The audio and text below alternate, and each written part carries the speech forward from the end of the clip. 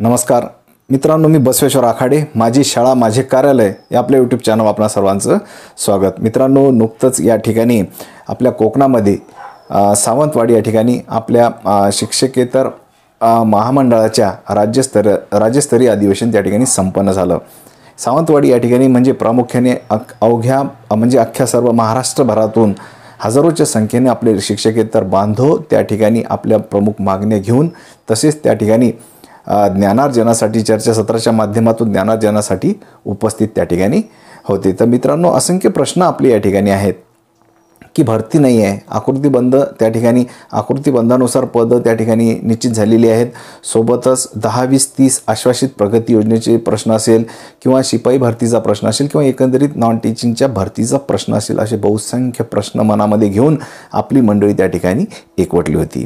तर या अधिवेशनाच्या दिवशी पहिलं जे सत्र अधिवेशनाचं होतं मित्रांनो, तर त्यामध्ये प्रामुख्याने या अधिवेशनाचं उद्घाटन त्या ठिकाणी माननीय आमदार विक्रम काळे साहेब, सोबतच आमदार निरंजन डावखोरे साहेब, आपले शिवाजी खांडेकर सर, आमचे मित्र अनिल राणे सर व इतर सर्व प्रमुख मान्यवरांच्या उपस्थित त्या ठिकाणी अधिवेशनाचं उद्घाटन झालं व विविध प्रकारच्या प्रश्नांवर त्या ठिकाणी खल झाला, त्या ठिकाणी चर्चा होत गेली आणि या चर्चेमधून प्रत्येकानं आश्वासित त्या ठिकाणी करण्यात येत होतं की आपल्या या मागण्या आपण जोर धरून शासनाकडून मंजूरच करून घेणार आहोत।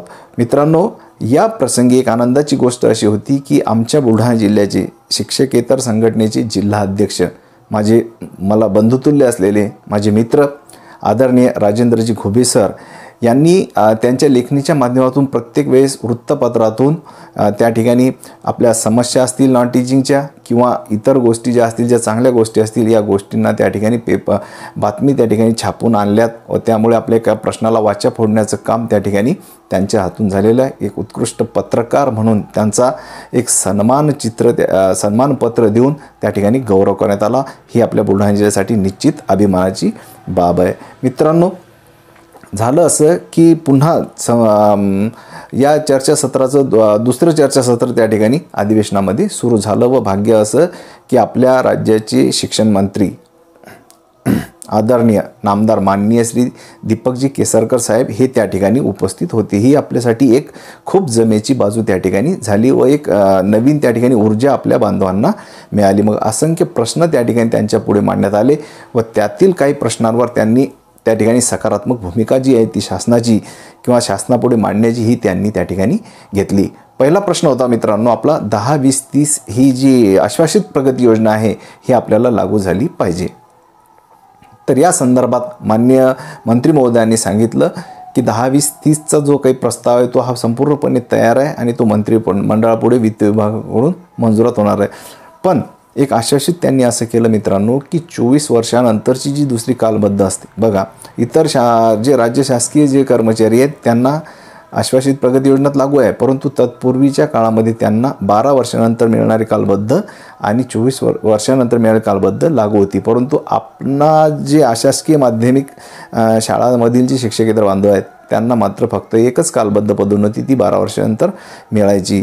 तर या ठिकाणी आता आपल्याला सर्वप्रथम 10, 20, 30च्या आधीही 24 वर्षानंतर मिळणारी दुसरी जी कालबद्ध पदोन्नती आहे हे मिळण्याचं त्या ठिकाणी आश्वासित आदरणीय मंत्री महोदयांनी त्या ठिकाणी केलेलं आहे।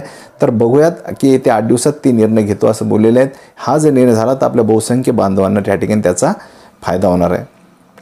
प्रश्न होता की आपली नॉन टीचिंगची भरती केव्हा चालू करणार, तर त्या ठिकाणी सांगण्यात आलं की या आकृतीबंधानुसार शिक्षकेतरांची जी पदं आहेत ही त्या ठिकाणी भरण्याकरता शासन सकारात्मक आहे व लवकरच या बाबतीत सुद्धा ते योग्य निर्णय त्या ठिकाणी घेणार आहेत व भरतीला एक काही प्रमाणात का होईना पदांची भरती त्या ठिकाणी होणार आहे। राहिला प्रश्न मित्रांनो जुन्या पेन्शन योजनेचा, तर जुन्या पेन्शन योजनेसंदर्भातही शासन सकारात्मक आहे।